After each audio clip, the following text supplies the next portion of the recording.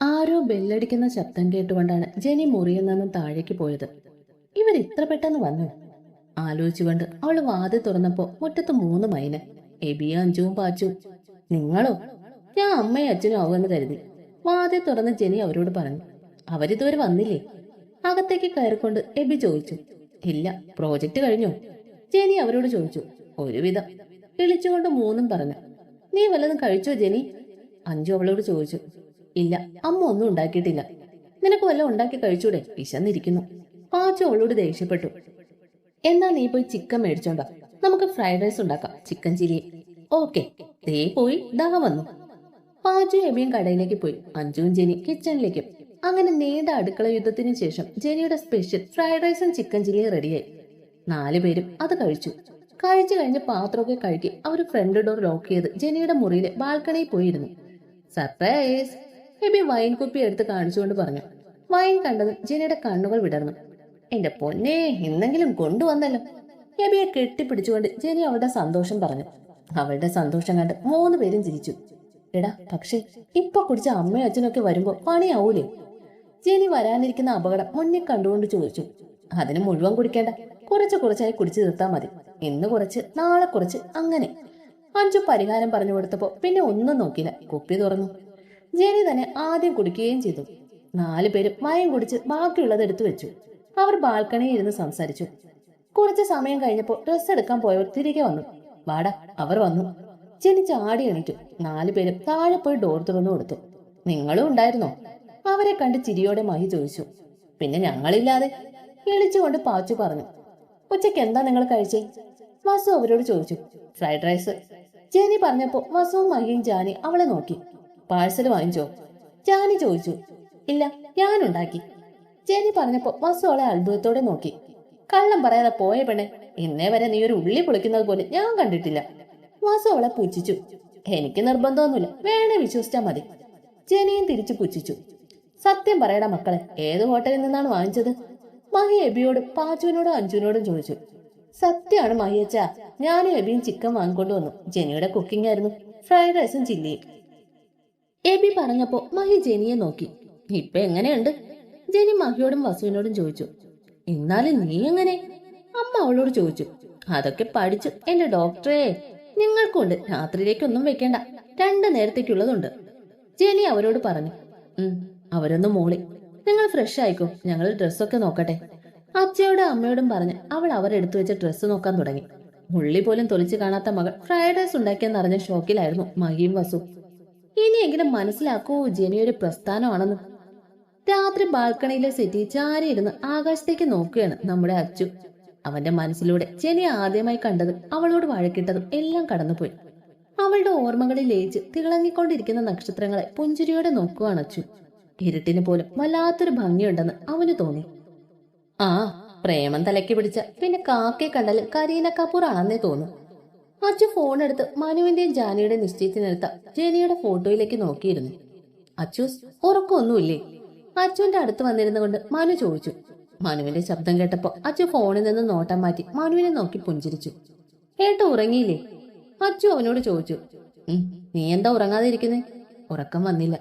അച്ചു പറഞ്ഞപ്പോ മനു അവന്റെ കയ്യിൽ നിന്ന് ഫോൺ വാങ്ങി. ഇതാണല്ലേ ഉറക്കം വരാത്തതിന്റെ കാരണം? അവനെ നോക്കി കള്ളച്ചിരിയോടെ മനു ചോദിച്ചപ്പോ അച്ചു ചിരിച്ചുകൊണ്ട് തലയാട്ടി. പറയുന്നില്ലേ നീ അവളോട്? മനു അവനോട് ചോദിച്ചു. പറയണം, വൈകിക്കരുതധികം. ചിരിച്ചുകൊണ്ട് മനു അവനോട് പറഞ്ഞു. വൈകിക്കില്ല, അവൾക്കും എന്നെ ഇഷ്ടമാണെന്ന് പറഞ്ഞ പിന്നെ ഞാൻ വൈകിപ്പിക്കില്ല, കൂടെ കൂട്ടും, എന്റേത് മാത്രമായി.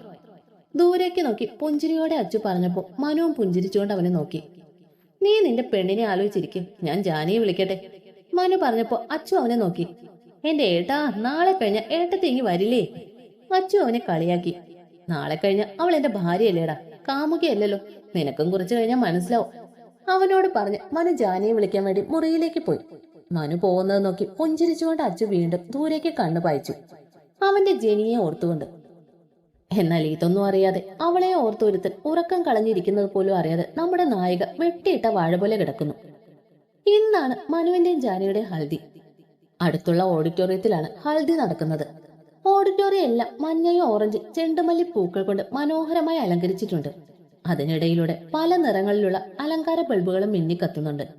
സ്റ്റേജ് മുഴുവൻ മഞ്ഞയും വെള്ളയും കർട്ടനിട്ട് അലങ്കരിച്ചിട്ടുണ്ട്. സ്റ്റേജിൽ തയ്യാറാക്കിയ 2 ഇരിപ്പിടങ്ങൾ മഞ്ഞ തുണി കൊണ്ട് കവർ ചെയ്തിട്ടുണ്ട്. ഇരിപ്പിടങ്ങൾക്ക് മുന്നിൽ ഒരു തളികയിൽ വെള്ളം നിറച്ച് അതിൽ റോസ് പൂക്കളും റോസ് പെറ്റൽസും ഇട്ട് വെച്ചിരിക്കുന്നു. 2 ബൗളുകളിലായി ഹൽദിയും മറ്റു 2 ബൗളുകളിലായി കുറച്ച് സ്വീറ്റ്സും എല്ലാം റെഡിയാക്കി വെച്ചിട്ടുണ്ട്. ജാനിയുടെയും മനുവിന്റെയും ഹൽദിക്ക് വേണ്ടി ആ രാവ് ഒരുങ്ങിക്കഴിഞ്ഞു. മഞ്ഞ സ്കർട്ടും ഓറഞ്ച് ക്രോപ്പ് ടോപ്പും ഇട്ട് ജാനി സുന്ദരിയായി ഒരുങ്ങിയിരുന്നു. മുടി ഫ്രണ്ടിൽ പഫ് ചെയ്ത് ബാക്കി വിടർത്തി ഇട്ടിട്ടുണ്ട്. കൂടെ ഒരു ഫ്ലോറൽ ഹെയർ ബാൻഡും. മറ്റൊരുക്കങ്ങളൊന്നുമില്ല. ലൈറ്റായി കണ്ണെഴുതി ചെറിയൊരു പൊട്ട് തൊട്ടിട്ടുണ്ട്. പൂക്കൾ കോർത്ത മാല മാത്രം കഴുത്തിൽ. അവളെ കാണാൻ സുന്ദരിയായിരുന്നു. പാട്ടിന്റെ അകമ്പടിയോടെ ജാനിയെ ജെനി അവളുടെ കൂട്ടുകാരും ചേർന്ന് സ്റ്റേജിലേക്ക് കൊണ്ടുവന്നു. ജാനിയെ സ്റ്റേജിലെ ഇരിപ്പിടത്തിലെത്തി ജെനിയും പാച്ചു എബിയും അഞ്ചു അവരുടെ കൂടെ ബാക്കിയുള്ളവരും ചേർന്ന് പാട്ടിന്റെ താളത്തിനൊത്ത് മനോഹരമായി ചുവടുവെച്ചുകൊണ്ടിരുന്നു. പാട്ടിന്റെ താളത്തിനൊത്ത് ജാനി അവരുടെ കൂടെ ചുവടുവെക്കുവാൻ തുടങ്ങിയപ്പോൾ ഹാൽദിയുടെ മാറ്റുകൂടി. പാട്ടിനൊപ്പം അവരുടെ ഡാൻസ് നിർത്തിയപ്പോൾ എല്ലാവരും നിറഞ്ഞ കയ്യടികളോടെ അവരുടെ സന്തോഷം പ്രകടിപ്പിച്ചു. ജെനി എല്ലാവരെയും നോക്കി പുഞ്ചിരിച്ചുകൊണ്ട് അവളുടെ ചേച്ചി ഇരിപ്പിടത്തിലിരുത്തി. മനുവും വീട്ടുകാരും വരുന്നുണ്ടെന്ന് പറഞ്ഞതോടെ അവർക്ക് വേണ്ടിയുള്ള കാത്തിരിപ്പ് തുടങ്ങിയപ്പോൾ ജെനി അവളുടെ ഗിറ്റാർ എടുത്തുകൊണ്ട് വന്നു. എല്ലാവരെയും നോക്കിയപ്പോൾ അവരെല്ലാം കണ്ണടച്ച് അവൾക്ക് സമ്മതം നൽകി. അവളുടെ മനോഹരമായ ശബ്ദം അവിടെ അലയടിച്ചു തുടങ്ങി. ജെനി പാടിക്കൊണ്ടിരിക്കുമ്പോഴാണ് മനുവും വീട്ടുകാരും വന്നത്. അച്ചുവിന്റെ കണ്ണുകൾ ആദ്യം ഉടക്കിയത് കണ്ണുകൾ അടച്ച് പാടിക്കൊണ്ടിരിക്കുന്ന അവന്റെ പെണ്ണിന്റെ മേലാണ്. അവൻ അവളെ തന്നെ നോക്കി നിന്നു. സ്ലീവ്ലെസ് യെല്ലോ ഫ്രോക്കാണ് ആളുടെ വേഷം. Full length ഫ്രോക്കാണ്. ഫ്രോക്കിന്റെ താഴെ റെഡ് കളർ ബോർഡർ ഉണ്ട്. ഫ്രോക്കിൽ ഗോൾഡൻ കളർ പ്രിന്റ്. മുടിയെല്ലാം വിടർത്തി ഇട്ടിട്ടുണ്ട്. കണ്ണ് മാത്രം എഴുതി. പൊട്ട് തൊട്ടിട്ടില്ല. അത്യാവശ്യം വലിയ കമ്മൽ. കഴുത്തിൽ എപ്പോഴും ഇടാറുള്ള നേരിയ ഗോൾഡ് ചെയിൻ മാത്രം. അവൻ അവളെ തന്നെ നോക്കിയിരുന്നു. ആ വേഷത്തിൽ അവൾ ഒരുപാട് സുന്ദരിയാണെന്ന് അവന് തോന്നി. ജെനിയുടെ പാട്ടിൽ ലയിച്ചിരിക്കുന്ന ജാനിയുടെ അടുത്ത് മനുവിനെ ഇരുത്തി. മനു ജാനിയുടെ തോളിൽ പതിയെ അവന്റെ തോളുകൊണ്ട് തട്ടിയപ്പോൾ ജാനി ഞെട്ടി. മനുവിനെ നോക്കിയപ്പോൾ അവൻ അവളെ നോക്കി മീശ പിരിച്ചപ്പോൾ ജാനി നാണത്തിൽ കലർന്ന പുഞ്ചിരിയോടെ മിഴികൾ താഴ്ത്തി. അത് കണ്ട് മനു ചിരിച്ചു. ജെനി പാടി നിർത്തി കണ്ണുകൾ തുറന്നപ്പോൾ അവളെ തന്നെ നോക്കുന്ന കണ്ണുകളിൽ അവളുടെ മിഴികൾ ഉടക്കി. അവളുടെ വെള്ളാരം കണ്ണുകൾ തിളങ്ങുന്നത് അവൻ അത്ഭുതത്തോടെ നോക്കി. ജെനി അച്ചുവിന്റെ കണ്ണുകളിൽ തന്നെ ലയിച്ചു നിന്നു. ഇതുവരെ കാണാത്ത പുതിയൊരു ഭാവമായിരുന്നു അവന്റെ കണ്ണുകളിൽ. എന്തുകൊണ്ടോ അവളുടെ മിഴികൾ അവന്റെ മിഴികളിൽ നിന്ന് പിൻവാങ്ങാൻ മടിച്ചു നിന്നു. നിറഞ്ഞ കൈയടി കേട്ടപ്പോഴാണ് അച്ചുവും ജെനിയും നോട്ടം മാറ്റിയത്. ജെനി എല്ലാവരെയും നോക്കി ചിരിച്ചുകൊണ്ട് ഇരുന്നിടത്ത് നിന്ന് എണീറ്റു. ജെനി അവളുടെ ഏട്ടന്റെയും ചേച്ചിയുടെയും മുന്നിൽ മുട്ടുകുത്തിയിരുന്ന് 2 പേർക്ക് ഹൽദി തേച്ചു കൊടുത്തു. ജാനിയെയും മനുവിനെ കെട്ടിപ്പിടിച്ചുകൊണ്ട് അവൾ അവളുടെ സന്തോഷം അറിയിച്ചപ്പോൾ അവളുടെ കണ്ണുകളും നിറഞ്ഞിരുന്നു. അയ്യേ, കരയാണോ പുലിക്കുട്ടി? അവളുടെ കണ്ണുകൾ തുടച്ച് ചിരിച്ചുകൊണ്ട് മനു അവളോട് ചോദിച്ചു. സന്തോഷം കൊണ്ടാണ്, ജെനി മനുവിനോട് പറഞ്ഞു. പിന്നീട് ഓരോരുത്തരായി അവർക്ക് ഹൽദി തേച്ചു കൊടുക്കാൻ തുടങ്ങി. എന്റെ ഭാര്യയ്ക്ക് ഞാൻ ഹൽദി ഇട്ട് തരണ്ടേ? ജാനിയുടെ മുന്നിൽ ഇരുന്നു കൊണ്ട് മനു അവളോട് ചോദിച്ചു. ജാനി അവനെ സംശയത്തോടെ നോക്കി.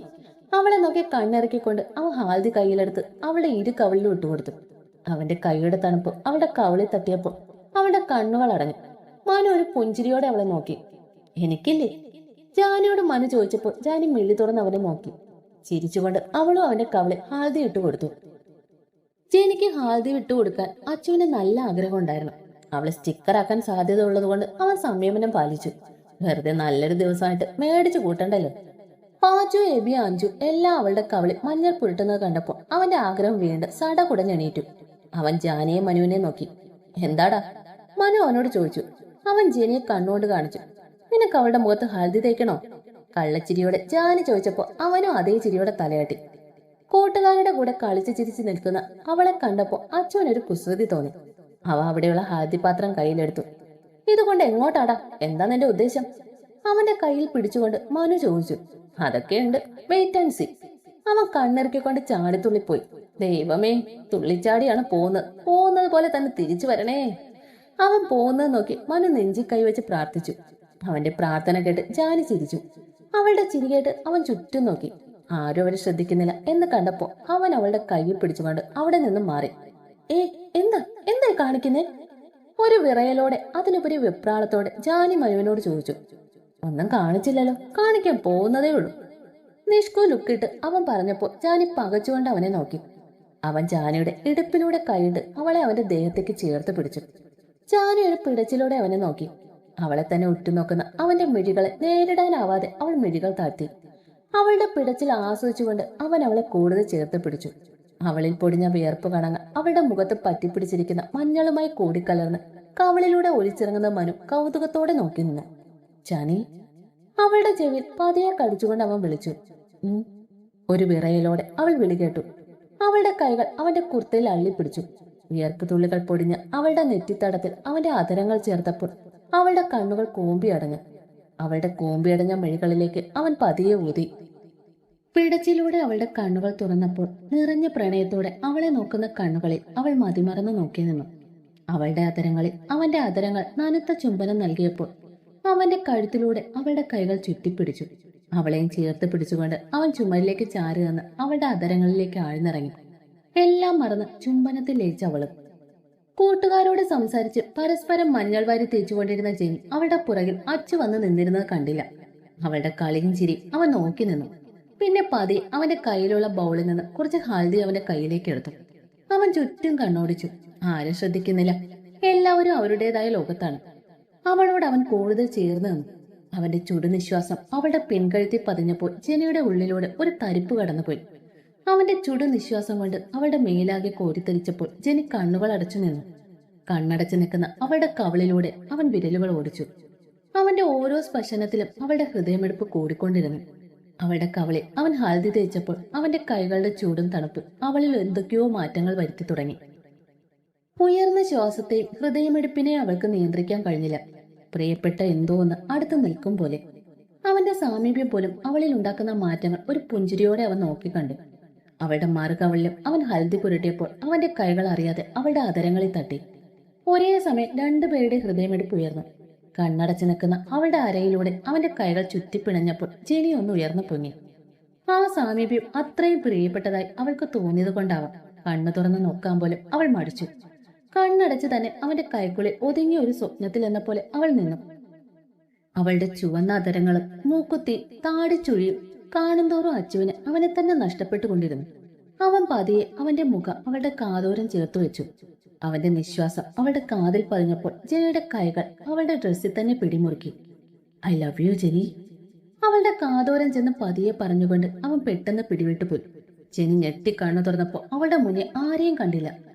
സ്വപ്നമായിരുന്നു എന്ന് പോലും അവൾക്ക് തോന്നി. പക്ഷെ ഇപ്പോൾ ആ ശ്വാസത്തിന്റെ ചൂട് അവളുടെ പിൻകഴുത്തിലും കാതിലും അവൾക്ക് അനുഭവപ്പെട്ടുകൊണ്ടിരുന്നു. അവളുടെ കൈ പിൻകഴുത്തി വെച്ച് അവൾ ഒരു നിമിഷം കണ്ണടച്ചു നിന്നു. എന്തുകൊണ്ടോ അവളുടെ മനസ്സിലേക്ക് ഓടിയെത്തത് അച്ചുവിന്റെ മുഖമാണ്. അവളുടെ ചുണ്ടിൽ ഒരു പുഞ്ചിരി വിരിഞ്ഞു. ദൂരെ മാറി നിന്ന് അവളുടെ മാറ്റങ്ങൾ കണ്ടുകൊണ്ടിരുന്ന അച്ചുവിലും പതിയെ പുഞ്ചിരി വിരിഞ്ഞു. ദേ ജെനി, എഴുന്നേക്കുന്നുണ്ടോ? അമ്മ രാവിലെ തന്നെ കലിപ്പാണ്. കുറച്ചു നേരം കൂടി അമ്മ. ജെനി ഒന്നുകൂടെ ചുരുണ്ടുകൂടി കിടന്നു. എഴുന്നേക്ക്, ഇന്ന് കല്യാണല്ലേ, മര്യാദക്ക് എണീറ്റോ, ഇല്ലേ ചട്ടുകം വെക്കുന്ന. അവളുടെ പുറത്ത് നല്ലൊരു പൊട്ട് കൊടുത്ത് വസു പറഞ്ഞു. ഔ, എന്താ അമ്മ? ഉറക്കം മുറിഞ്ഞ ദേഷ്യത്തിൽ ജെനി ചോദിച്ചു. പിന്നെ എത്ര നേരമായി വിളിക്കുന്നു? കല്യാണല്ലേ, എണീറ്റ് ഫ്രഷ് ആയി വല്ലതും കഴിച്ച് റെഡിയാവാൻ നോക്ക്. അവളോട് ഗൗരവത്തിൽ തന്നെ പറഞ്ഞു. അല്ലെങ്കിൽ പെണ്ണ അനങ്ങില്ല എന്നറിയാം. അതിന് എന്റെ കല്യാണം അല്ലല്ലോ, ചേച്ചിയുടെ അല്ലേ, അവളോട് റെഡിയാവാൻ പറ. ഉറക്കം തൂങ്ങിക്കൊണ്ട് അവൾ പറഞ്ഞു. അവള് റെഡിയായി തുടങ്ങി. എണീക്കുന്നേ, എന്നെ കൊണ്ട് ആയുധം എടുപ്പിക്കരുത്. എണീക്കാം, വേഗം ഫ്രഷായി ബ്രേക്ക്ഫാസ്റ്റ് കഴിക്കാൻ വാ കേട്ടോ, അവളോട് പറഞ്ഞു വസു മുറിയിൽ നിന്നും ഇറങ്ങി. ആ വരാം എന്ന് പറയലും അവൾ വീണ്ടും ബെഡിലേക്ക് മറിഞ്ഞ് തല വഴി പുതപ്പെട്ടു. ചേച്ചിയുടെ കല്യാണത്തിന് പുതച്ചു മൂടി കിടക്കുന്ന നല്ല അനിയത്തി. എല്ലാ അച്ചുവിന്റെ ഭാഗ്യം. കൂടുതൽ നേരം കിടന്ന അമ്മ ആയുധം എടുക്കുന്ന ഉറപ്പുള്ളത് കൊണ്ട് ജെനി എണീറ്റ് ഫ്രഷായി താഴേക്ക് പോയി. പതിവ് പോലെ എല്ലാവരും ഒരുമിച്ചിരുന്ന് ബ്രേക്ക്ഫാസ്റ്റ് കഴിച്ചു. ജെനി ജാനിയുടെ അടുത്തേക്ക് പോയി. ജാനിയെ ഒരുക്കാൻ ബ്യൂട്ടീഷ്യൻ വന്നതുകൊണ്ട് ജെനിക്ക് അവിടെ വലിയ റോൾ ഉണ്ടായിരുന്നില്ല. ഓരോന്നും പറഞ്ഞ് ബ്യൂട്ടീഷ്യൻ ചേച്ചിയുടെ കോൺസെൻട്രേഷൻ കളഞ്ഞപ്പോൾ ജാനിയും ബ്യൂട്ടീഷ്യനും കൂടി അവളെ ഓടിച്ചു. വളരെ ഭംഗിയായി തന്നെ ജാനിയെ ഓഫ് വൈറ്റ് കാഞ്ചീപുരം സാരി ഉടുപ്പിച്ചു. മിതമായ മേക്കപ്പിലും ആഭരണങ്ങളിൽ ജാനി പതിവിലും തിളങ്ങി. മുടിയെല്ലാം വട്ടത്തിൽ കെട്ടി മുല്ലപ്പൂ ചൂടി. നെറ്റിയിലെ ചന്ദനത്തിലും കുങ്കുമത്തിനുമൊപ്പം ഒരു ചെറിയ വൈറ്റ് സ്റ്റോൺ കൂട്ടും. അവളുടെ വിടർന്ന കണ്ണുകളെ കരിമഷി എഴുതി മനോഹരമാക്കിയിരുന്നു. ഒരുങ്ങിക്കഴിഞ്ഞ് ജാനിയെ കണ്ടപ്പോൾ മഹിയുടെയും വസുവിന്റെയും കണ്ണുകൾ നിറഞ്ഞു. രണ്ടുപേരും അവളെ ചേർത്ത് പിടിച്ച് നിറകെ ചുംബിക്കുമ്പോൾ നിറഞ്ഞ കണ്ണുകൾ ജാനി അച്ഛനിൽ നിന്നും അമ്മയിൽ നിന്നും മറച്ചു പിടിച്ചു. ജെനിയെ റെഡിയായി വന്നപ്പോൾ അവരെല്ലാം അമ്പലത്തിലേക്ക് പോയി. അടുത്ത ബന്ധുക്കളും ജെനിയുടെ കൂട്ടുകാരും അവരുടെ കുടുംബമാണ് അമ്പലത്തിലുണ്ടായിരുന്നത്. ബാക്കിയുള്ളവരെല്ലാം മണ്ഡപത്തിലേക്കാണ് വരുന്നത്. ജാനിയുടെയും മനുവിന്റെയും വണ്ടികൾ ഒരുമിച്ചാണ് അമ്പലത്തിലെത്തിയത്. കാറിൽ നിന്നിറങ്ങിയ ജാനിയെ കണ്ട് മനുവിന്റെ കണ്ണുകൾ തിളങ്ങി. ജാനിയും മനുവിനെ നോക്കി. അവന്റെ അലസമായി കിടക്കുന്ന മുടിയും നെറ്റിയിലെ ചന്ദനക്കുറിയുമാണ് ഭംഗി കൂട്ടുന്നതെന്ന് അവൾക്ക് തോന്നി. രണ്ടുപേരുടെയും കണ്ണുകൾ ഇടഞ്ഞപ്പോൾ ഹൃദ്യമായ പുഞ്ചിരി കൈമാറിക്കൊണ്ട് കൈകൾ കോർത്തു പിടിച്ച് രണ്ടുപേരും അമ്പലനടയിലേക്ക് കയറി.